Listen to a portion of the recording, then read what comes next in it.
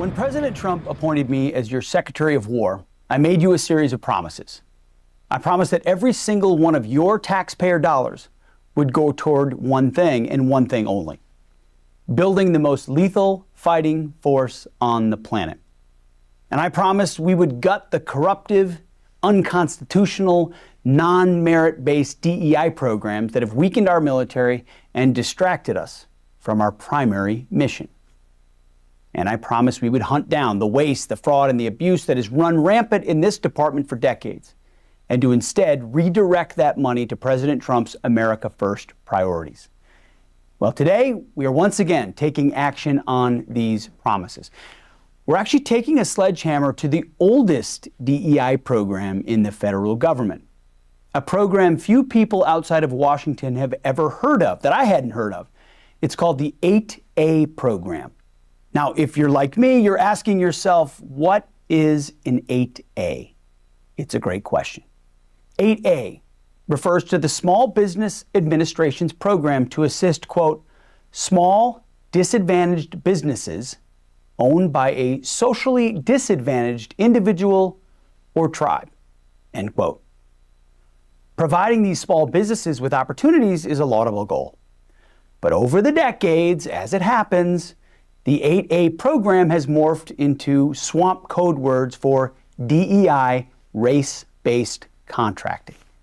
And here's the worst part. In many, many instances, these socially disadvantaged businesses, they don't even do work.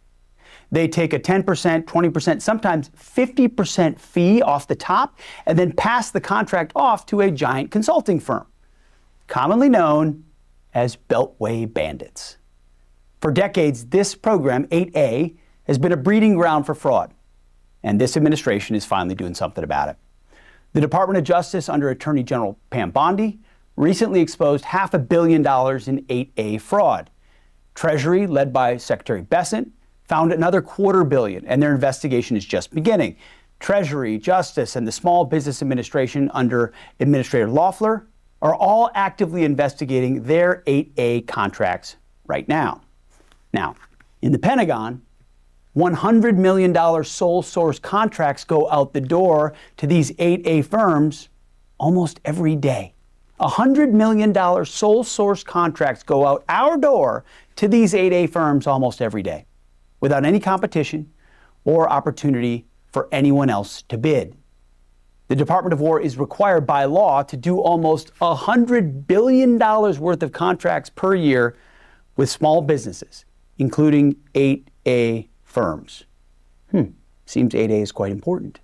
But we're not required to pay enormous brokerage fees, only to have these firms pass those contracts along to giant consulting companies, and we won't. We're not doing this anymore.